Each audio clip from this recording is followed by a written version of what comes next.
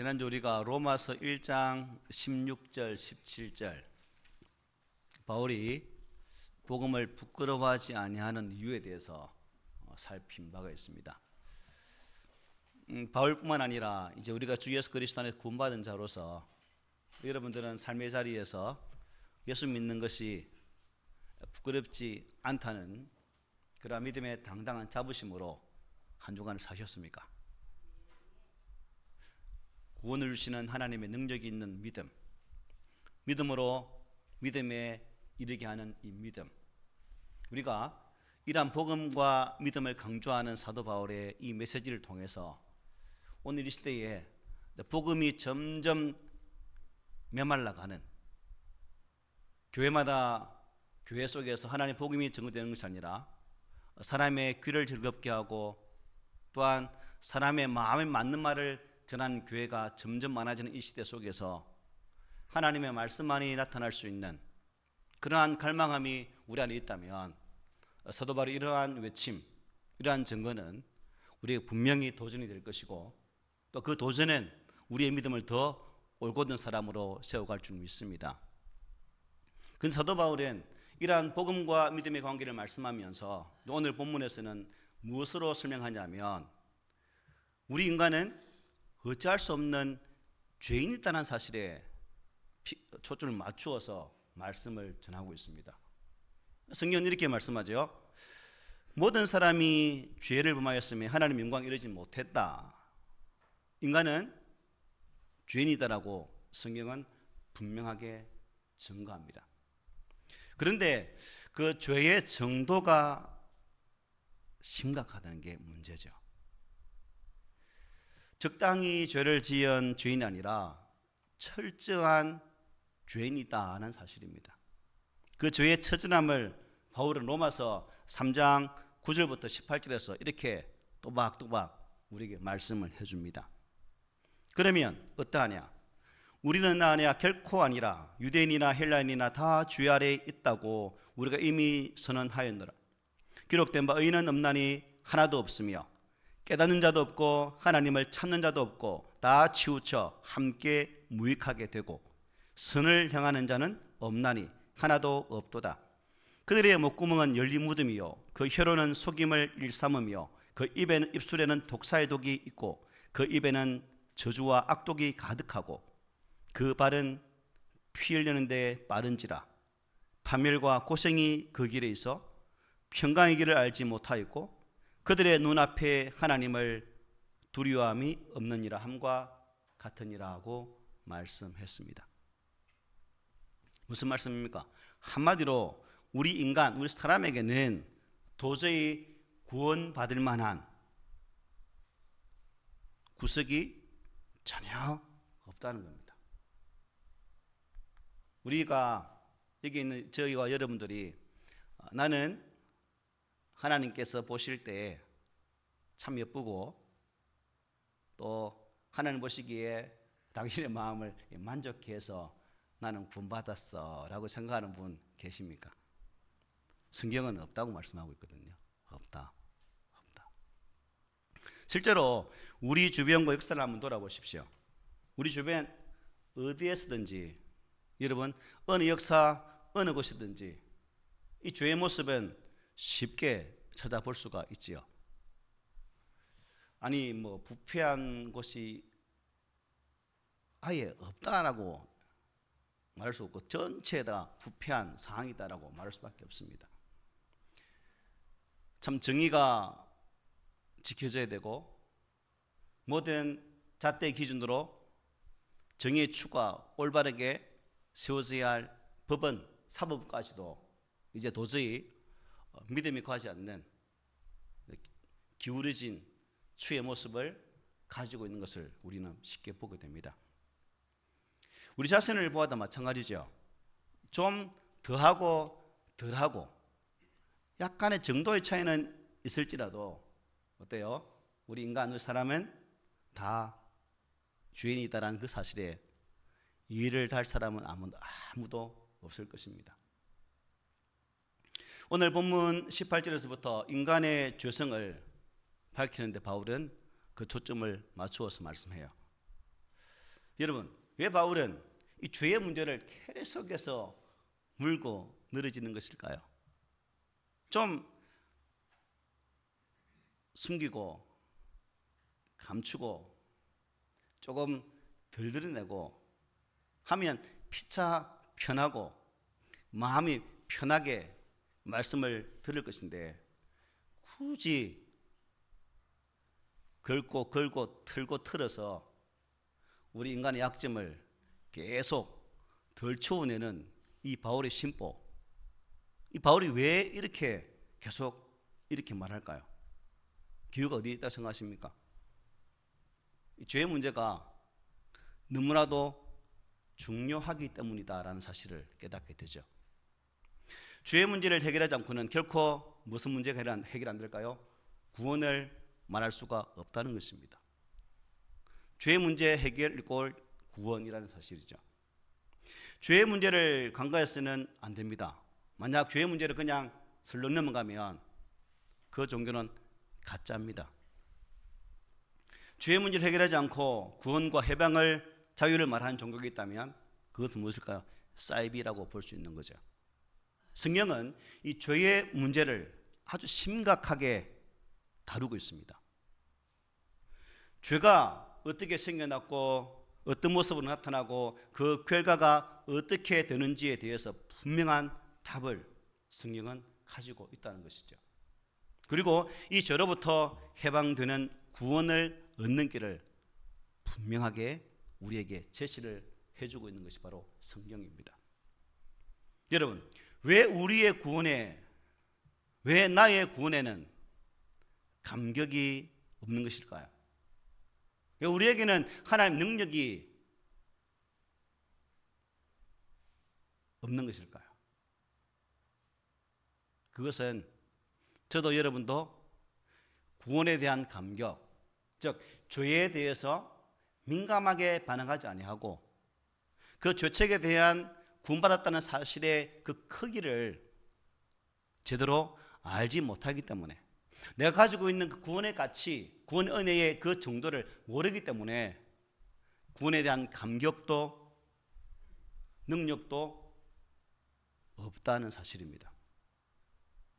그러면 우리는 삶을 살아가면서 철저하게 자신의 죄를 규명하고 십자가 앞에서 나의 죄가를 낱낱이 고하고 그 십자가의 보혈의 은혜 안에서 사유하심 은총을 온전히 누리게 되오실 때, 또 하나님의 용서하심 은총을 확신할 때 비로소 우리가 구원에 대한 감격이 있을 수 있는 것이고 우리 안에 하나님의 거룩한 능력이 회복될 수 있다는 사실입니다. 그런 의미에서 저도 여러분도 다시금 나 자신의 죄악들을, 죄성들을 철저하게 돌아보고 말씀의 거울에 자세히 비추어서 그 말씀의 거울이 야 이게 죄야 라고 지적할 때, 나단이 다윗에게 가서 이게 잘못했다라고 말했을 때 다윗이 그 무릎 꿇고 회개했던 것처럼 우리 또한 그러한 모습으로 서야만이 진정한 구원의 감격이 있을 수 있다는 사실입니다. 그래서 바울은 뭐라 말했습니까? 제가 더한 것은 뭐가 있다고요? 은혜가 더욱 넘쳤다라고 말을 하죠. 즉 자신의 죄를 깊이 인식한 만큼 은혜의 크기도 크다는 겁니다. 우리가 깨지지 않은 은혜 가운데서 정말 쬐까만 이 은혜 가운데서 삶을 살려고 하니까 힘든 거죠. 조그마한 것도 용납하지 않는 거죠. 못하는 거죠. 내 믿음이 요만한 거니까. 믿음의 크기만큼 우리가 살아가는 거거든요. 내가 가지고 있는 은혜의 크기만큼 반응하며 살아가는 것이거든요. 그런데 내가 가지고 있는 은혜가 깨지지 않게 만큼 있고 믿음도 만큼 있다면 우리 삶의 자리에서 보여지는 우리의 모습 또한 깨지지 않은 것이고 조그만 것이 될 수밖에 없다는 거죠. 여러분, 깨지지 않은 만큼 있습니까? 아니면 큰 가지고 있습니까? 한 번은 주님께서 세리와 죄인들과 식사를 하게 되죠. 그때 바리새인들이 지라들에게 야, 너 선생님은 어째 죄인들과 세리들과 식사하냐? 참 이상하다 라는 말을 아마 우리 주님은 귀가 참 밝으셨나 봐요. 그걸 딱 들으시고 이렇게 말씀하시죠. 건강한 자에게는 의사가 쓸데없고 병든 자에게야 쓸데있느니라. 나는 의인을 부르러 온 것이 아니요 죄인을 부르러 왔노라. 아멘. 그렇습니다. 죄를 깨닫지 못하는 자에게는 이 구원은 여러분 아무런 의미가 없는 거예요. 죄를 깨닫는 자에게 구원의 참된 가치와 의미를 느낄 수 있다는 사실입니다. 여러분 스스로 죄인이라고 인정합니까? 그리고 그 인정함 속에 하나님의 구속의 은혜의 가치를 가슴 느끼며 감사하고 있습니까? 어떠세요? 자, 그러면 여러분 왜 죄가 문제가 되죠? 이 죄는 무서운 결과를 초래한다는 것입니다. 바울은 그 죄로 인하여서 생기는 결과를 분명히 말씀을 해요. 오늘 본문 18절이죠. 하나님의 진노가 하늘로부터 나타난다. 즉 하나님의 진노가 불의로 진리를 막는 사람들의 모든 경건하지 않음과 불의에 대하여 하늘로부터 나타난다라고 말씀해요. 죄는 그냥 잊히거나 없어지는 것이 아닙니다. 세상에는 사면 제도가 있죠. 사면. 우리나라도 대통령이 강복절이나 국경절에 그저 국가 경사의 스러운 날에 사면을 통해서 그 사람이 가진 죄를 없애주고 특혜를 베푸는 시혜를 베푸는 그러한 제도가 있습니다. 또 무슨 제도가 있을까요? 공소시효. 비록 죄를 지었지만 일정한 기간이 지나면 그 죄를 묻지 않는 그러한 내용도 법에 있습니다. 그러나 이 땅에서는 사면이나 공소시효 이런 것을 통해서 죄의 값에 대해서 따지지 않지만 하나님 앞에서 우리의 죄는 결코 숨길 수가 없다는 겁니다. 세월이 지나도 없어지지 않는다는 것이에요. 죄가 무서운 것은 반드시 하나님의 진노가 있다는 겁니다. 그래서 히브리 기자는 이렇게 말하죠. 한 번 죽는 것은 사람의 죄가 진 것이요 그 후에는 반드시 심판이 있다라고 말씀했어요. 우리가 지은 죄들이 다 쌓여 있다가 하나님의 진노가 하늘로부터 임하게 된다는 겁니다. 우리가 여기서 이제 고민이 빠지죠. 무슨 고민일까요? 회개했는데 쌓일까? 여기에 대해서 어떻게 생각해요? 회개한 자에 대해서 어떻게 해요? 이 사탄이라는 놈은 여러분 이 회개라는 것을 우리가 망각하도록 생각해요. 하나님은 우리가 회개에 대해서 즉 우리의 죄에 대해서 고백하면 그것을 기억합니까? 안 합니까? 본문에 방금 내가 죄는 쌓아둔다고 했는데 회개한 것에 대해서는 기억치 않는다고 말씀했어요. 그런데 사단은 계속해서 고백했던 죄까지 다시금 덜쳐냅니다. 끄집어내어서 야, 너 옛날에 이거 했잖아, 지었잖아. 하나님께 회개했다고 이게 없어지냐? 또 있지. 이 죄책감이 나를 무겁게 만들고 힘들게 만들죠. 여러분 죄책감은 가지지 마세요. 회개했다면 자유하십시오. 우리 하나님은 내처럼 저처럼 쫀쫀한 하나님 아닙니다. 그릇이 아주 크고 넓은 분이세요.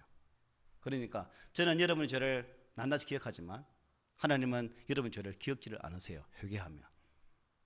이 하나님을 믿으시기 바랍니다. 그런데 여러분 사람의 힘으로는 이 죄 문제를 해결할 수 있나요? 없나요? 없어요.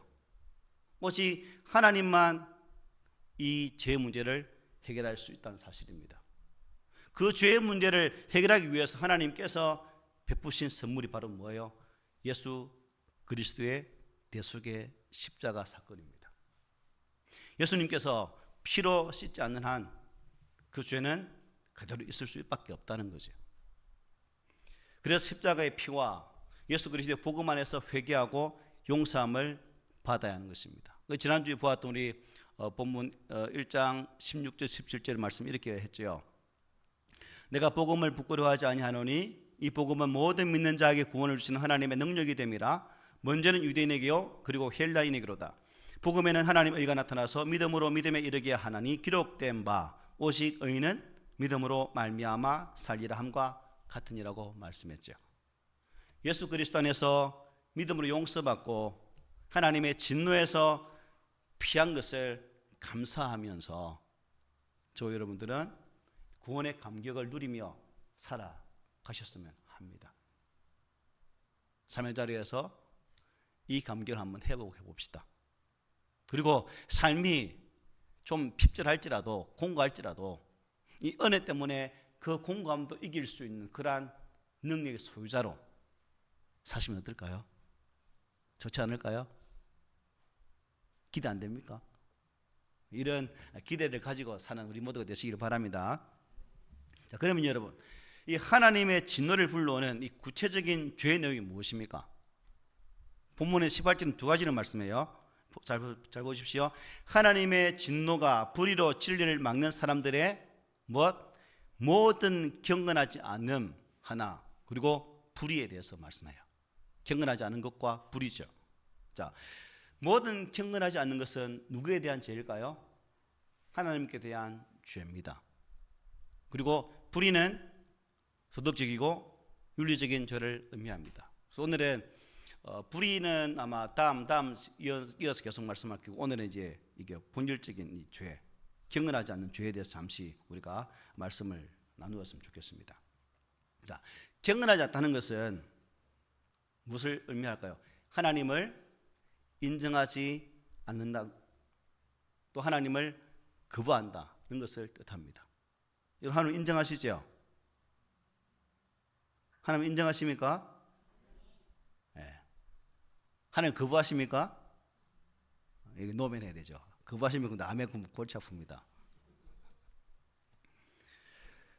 이런 사람들은 하나님을 자기 마음에 두기를 싫어하며 그분의 존재를 인정하지 않으려고 합니다. 경건하지 않는 사람들은. 하나님 얘기만 나와도 어떻게 해요? 짜증을 내죠. 아마 여러분 가정에도 있을걸요. 예수 믿읍시다, 교회 한번 갑시다 하면 왕짜증을 내는 분. 이게 뭐예요? 가장 큰 죄라요. 가장 큰 죄. 없는 가정도 있죠. 예. 하나님을 인정하려 들지 않을 뿐 아니라 자신의 마음에 두기를 싫어하는 그 자체가 바로 본질적인 죄, 이게 원죄죠. 하나님을 내 인생과 연관시키려 하지 않고 하나님이 내 인생에 간섭하지 못하게 하는 것, 이것이 바로 불경건입니다. 이러한 경건하지 않은 삶, 곧 하나님을 부인하거나 거부하는 삶이 하나님의 진노를 불러온다는 것입니다. 그런데 저도 그렇고 여러분도 그렇고 이거 잘하죠. 야, 니 잘못했지 하면 뭐해요? 언제요? 그게 그 환경이 그래서 그렇지 뭐 내가 하고 싶어서 했습니까? 이게 뭐예요? 핑계. 그래서 오늘 본문도 그렇게 말씀하고 있어요. 야, 니 하나님 알았니 몰랐니? 니 하나님 몰랐기 때문에 이제 영원한 지옥 간다. 하나님 알 수 있는 기회가 없었어요. 언제 저한테 오셔서 야, 니 내 믿으라고 말했나요? 알기가 전혀 없었어요. 라고 사람은 다 이렇게 핑계를 한다는 겁니다. 우리에게 하나님을 이해할 만한 능력이 있나요, 없나요? 우리 사람에게는 하나님을 이해할 만한 능력이 전혀 없어요.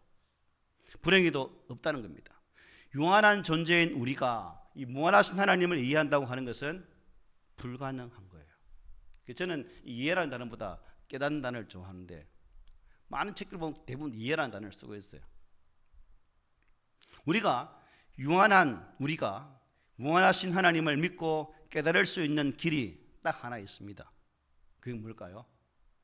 하나님이 나의 이해 속으로 스스로 들어오셔서 하나님을 알게 하는 것. 하나님이 내 머릿속에 들어오셔서 하나님을 알게 한다. 이걸 다른 말로 뭐라 할까요? 계시라고 말합니다. 계시. 리블레이션. 즉 뭐 한다? 커튼을 연다 하는 뜻이죠. 베일을 벗는다 하는 뜻입니다. 하나님이 내게 직접 찾아오셔서 가려져 있던 나의 눈의 베일을 벗겨 주셔서 그분을 보게 하는 것, 이게 뭐라고? 계시라는 거죠.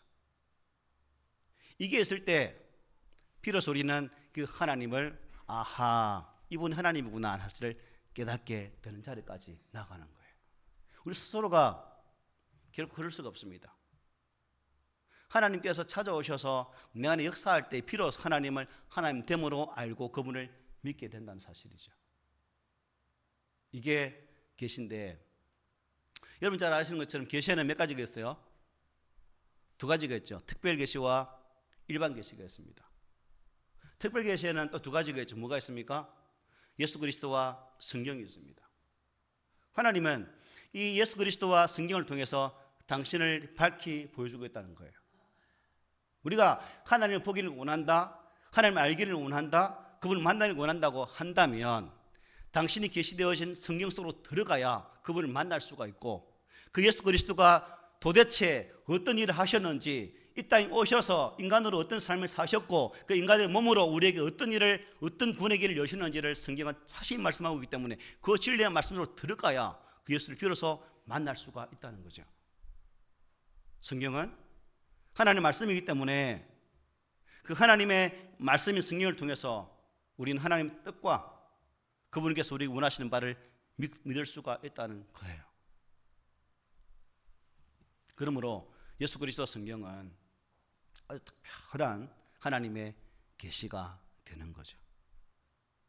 근데 이 땅에는 이단들이 또 사람들이, 우리 사람의, 나중에 말하겠지만 모든 사람의 종교성이 있거든요. 이것 때문에 이상한데 자꾸 머리를 디민다니까. 하나님 우리에게 주신 방법, 우리를 알게 하는 방법 두 가지밖에 없는데 이 두 가지 외에 다른 걸 찾으려고 애쓰니까 우리의 믿음이 엉뚱한 곳으로 흘러가는 거죠. 우리 주변에 속 예수 그리스도와 성경이 아닌 이 특별 두 가지 계시가 아닌 다른 것으로 우리에게 내가 하나님 직접 받고 내게 오면 특별한 하나님 은혜 능력을 체험할 수 있다라고 말한 분이 계시면 친할지라도 여러분 좀 관계를 아주 진하게 끊어버리세요. 접하면 접할수록 내 믿음에 흠집만 생기니까. 아시겠죠? 여러분, 타락하여서 허망하신 우리가 하나님을 알고 하나님의 진노에서 벗어나 구원을 받게 되는 것은 이 하나님의 특별하신 계시, 특별 은총 때문에 그렇습니다. 그러므로 우리는 하나님의 특별한 사랑에 감사하면서 더욱 믿음 생활에 정진할 수 있는 그런 자리까지 나가는 귀한 성도들이 되시기를 소망합니다. 자, 그러니까 특별 계시가 있다면 무슨 계시가 또 있지요? 일반 계시, 자연 계시입니다. 일반 은총이라고 말하죠. 하나님이 창조하신 자연을 보면 그것을 통해 하나님이 계시다는 것과 하나님 뜻을 알 수가 있다는 것입니다. 오늘 본문 19절 20절 이렇게 말합니다. 이는 하나님을 알 만한 것이 그들 속에 보임이라. 하나님께서 이를 그들에게 보이셨느니라. 창세로부터 그의 보이지 아니하는 것들 곧 그의 영원하신 능력과 신성이 그가 만드신 만물에 분명히 보여 알려졌나니 그러므로 그들이 핑계하지 못할지니라 하고 말씀해요. 이 말씀 속에서 우리는 하나님을 알 수 있는 두 가지 사실을 보게 돼요. 첫째는 뭐예요? 하나님은 우리 인간을 특별히 하나님의 형상을 따라 만드셨다. 본문에는 19절에 보니까 뭐라 말씀하고 있어요? 이는 하나님을 알 만한 것들이 그들 속에 보임이라 말씀하고 있죠. 말하자면 하나님께서 사람을 창조하실 때에 그 속에 하나님을 사모할 수 있는 그 마음을 불어넣어 주었다는 거예요. 모든 사람에게. 그래서 모든 사람에게 무슨 성이 있어요? 종교성이 있는 거죠. 누구나. 교회를 다닐지라도 아닌다 할지라도 누구에게나 이 종교성은 다 있습니다. 또 한 가지 뭐라 말씀하고 있습니까? 20절 보니까 창세로부터 그의 보이지 아니하는 것들 곧 그의 영원하신 능력과 신성이 그가 만드신 만물에 분명히 보여 알려졌나니 그러므로 그들이 핑계하지 못한다. 하나님께서는 자신의 모든 보이지 아니하는 능력과 신성 어디에요? 자연 만물에 심어 두었다는 거죠. 우리가 등산 갈 때 아름다운 경치를 보면 노래를 하죠. 주 하나님 지으신 모든 세계 하면서 이 찬양 나중에 하게 돼. 그래서 찬양합니다라는 창조주 하나님을 경배하는 장로님께서 카메라를 들고 자연을 찍는 것도 그죠? 하나님의 작품을 영상에 화면에 담아두고자 하는 그러한 마음 아니겠어요? 그래서 우리가 이러한 찬양 창조물을 보면서 하나님을 찬양하게 되었다는 누구나 인간은 창조자가 무엇을 만들 때 그 만든 것과 그 자신은 당연히 관계가 있다는 것입니다. 그림을 그릴 때도 마찬가지죠. 그 그림에는 그 그림을 그린 작가의 사상도 담겨 있는 거죠. 김사 맞습니까? 네. 그리고 그 사람의 인격도 그림 속에서 발견할 수가 있습니다. 그래서 그림 보는 경지가 뛰어난 사람은 그 그림 보면서 이 사람은 이런 마음이 있구나 라는까지 안 돼요. 저는 이제 그림을 보니 이해도가 아주 낮기 때문에 보지 못합니다.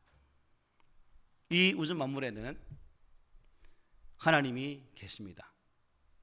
그 만드신 것에는 만드신 그분의 의도가 있다는 거죠. 들에 피인 꽃에도 하나님이 계시고 자연 어디에도 하나님이 계시고 우리 인간 한번 보십시오. 생기는 요 모양이 요꼬라지지만 이 모양도 어떻게 해요? 하나님의 오묘하신 은혜 가운데 만들어진 존재라는 겁니다. 시인은 우리 인간을 어떻게 표현해요? 신묘막측한 존재로, 천사보다 조금 못한 존재로. 저와 여러분은 이렇게 아름다운 존재예요. 그래서 교부 터툴리안은 이렇게 말합니다.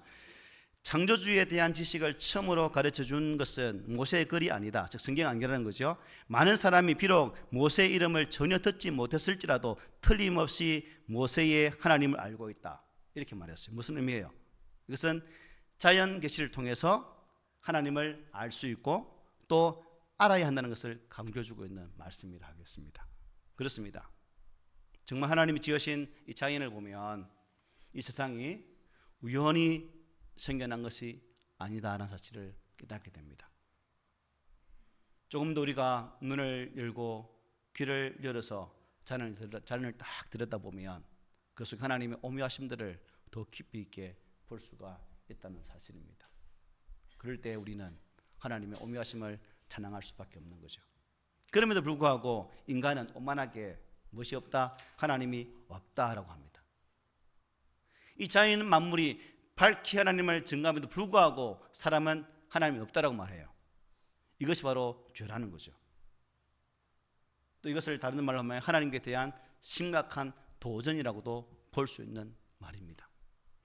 그 배후에는 누가 있을까요? 사탄이 있습니다. 그러므로 자연이 밝히 하나님을 보여주시기 때문에 어느 누구도 하나님을 몰랐다고 핑계할 수 있다 없다? 없다 하는 것이죠. 핑계할 수 없다. 그럼에도 인간들은 끊임없이 변명과 핑계를 늘어놓습니다. 이게 인간이죠. 그래서 어떤 신학계는 이것을 인간의 특징적 언어라고 말합니다. 핑계는 죄에 빠진 인간의 특징적 언어다라고 말해요. 불경건과 불의를 행하는 사람들을 한번 자세히 보십시오. 반드시 뭘 합니까? 이 핑계를 하게 되어 있습니다. 그러나 안타깝게도 그러한 핑계가 어느 누구에도 인정받지를 못한다는 것이 있죠. 성경에도 보면 여러분 이러한 핑계의 예가 수없이 많습니다. 하나님께서 에덴 중앙에 무슨 나무요? 선악을 알게 하는 과목을 두셨죠. 그리고 아담이 따먹습니다. 하나님 두려워서 숨습니다. 하나님 찾아와서 아담아 내가 어디 있느냐? 하나님 두려워 숨은나이다. 야 네가 왜 두렵니? 라고 했을 때 이렇게 말하죠. 아담이 이르되 하나님 주셔서 나와 함께 있게 하신 여자 그가 그 나무 열매를 내게 주므로 내가 먹었나이다. 여호와 하나님이 여자에게 이르시되 내가 어찌하여 이렇게 하였느냐. 여자가 이르되 뱀이 나를 깨물어 내가 먹었나이다. 핑계, 죄를 전가하고 전가하는. 네, 아닙니다. 저 하나님 주신 여자 때문에 그랬죠. 여자는 네, 아니에요. 제 뱀이 그랬어요. 이런 창세기에 등장하는 이 핑계거리도 볼 수 있고, 한 번은 아론이 범죄하게 되는 사실도 마찬가지입니다. 자, 모세가 시내산 올라가 40일 동안 내려오질 않아요. 왜요? 하나님과 대면하여서 하나님께로부터 법궤를 받는 그 시간입니다. 그때 밑에 있던 사람들은 아론을 시켜서 우리를 애굽에서 인도해낸 신을 만들자라고 말하죠.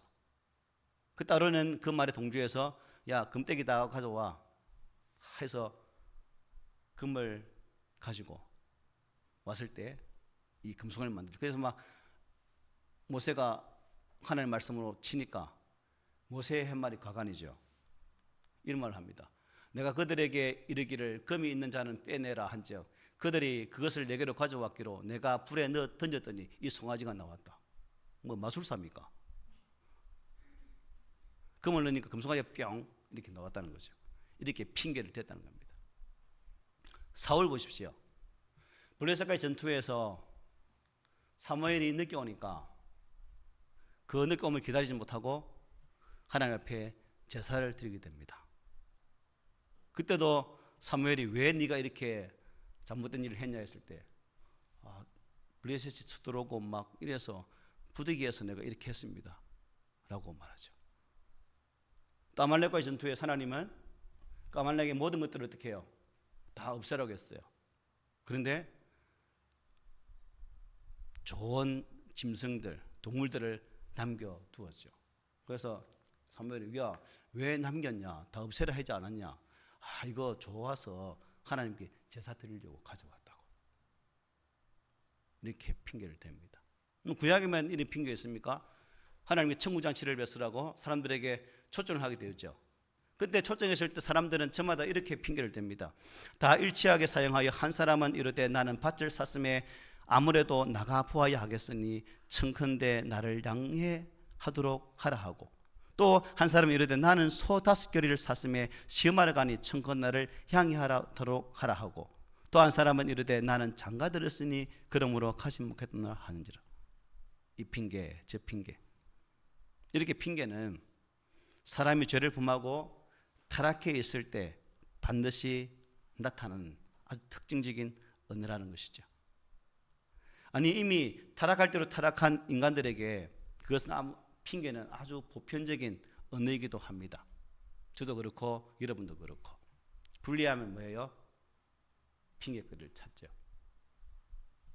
하지만 사도 바울의 결론은 무엇입니까? 핑계와 구실로 사람들을 속일 수 있을지언정 하나님은 결코 속일 수 없다는 것입니다. 여러분, 하나님께서 미리미리 보여주시고 알게 하시고 계시하셔서 어떤 핑계도 되지 못하게 하여서 당신의 진노를 피해갈 수 없도록 하신다는 이 사실, 참 두려운 부분이죠. 여러분은 안 두렵습니까?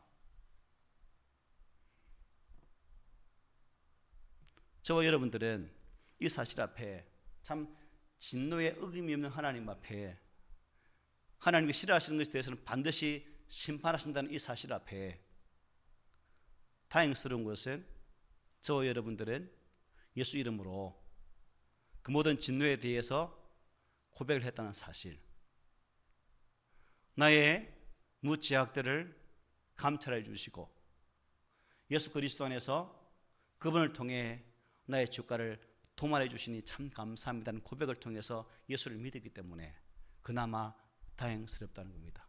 그렇게 하셨죠?